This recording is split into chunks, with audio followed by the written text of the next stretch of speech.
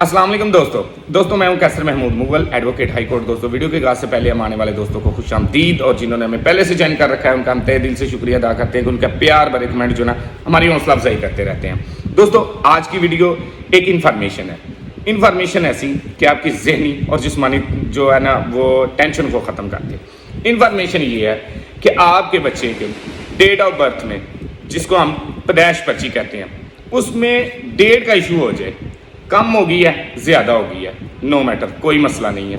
आपने जस्ट एक एप्लीकेशन लेनी है, साथ में एक लाना है बयान फी। वो आपने लेके चले जाना है डिप्टी डायरेक्टर के पास। डिप्टी डायरेक्टर उस पर एक रिपोर्ट मांगेगा मुतलका यूनियन कौंसल से। मुतलका यूनियन कौंसल से वो अपनी राय देंगे। वो एप्लीकेशन वापस लेके चले जाएं आप डिप्टी डायरेक्टर के पास। उस पे जो है ना आपने एक रीज़न देनी है कि ये आया कि मसला आया क्यों था, कम हो गई है या ज़्यादा हो गई है।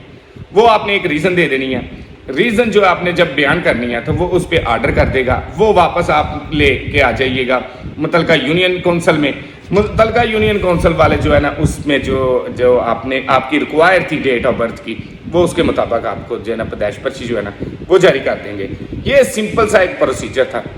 इसके लिए पहले आपको क्या करना पड़ता था कि आपको कोर्ट डिग्री जो है ना उसका सहारा लेना पड़ता था। 6 माह जो है ना इसमें लग जाते थे और आपको उधर के चक्कर लगा के आपको ज़हनी और जिस्मानी थकावट होती थी। अब गवर्नमेंट ने ये मामला जो है ना वो आसान कर दिया। आपने सिंपल जो मैंने मेथड बताया है, आपने उस पर अमल करके अपने मसाइल का हल जो है वो निकाल लेना है। अब इसके अलावा जो पैदाइश पर्ची के अलावा भी ये निकाहनामा, डेथ सर्टिफिकेट और डिवोर्स के मामला भी है ना वो भी डिप्टी डायरेक्टर ही जो है ना सोल्व करता है। किसी किस्म का कोई इशू हो, आपने जस्ट एक एप्लीकेशन के जरिए अपने मामला को आसान कर लेना है। अगर हमारी वीडियो अच्छी लगी हो इसे दोस्तों के साथ ज़रूर शेयर कीजिएगा और नीचे कमेंट करना ना भूलिएगा। आपके कमेंट हमारी हौसला अफजाई है। उम्मीद करता हूँ आज की वीडियो अच्छी लगी होगी। अगर अच्छी लगे तो इसे आगे ज़रूर फॉरवर्ड कीजिएगा। अपना ख्याल रखिएगा। हम आपके साथ हैं। फ़ी अमानिल्लाह।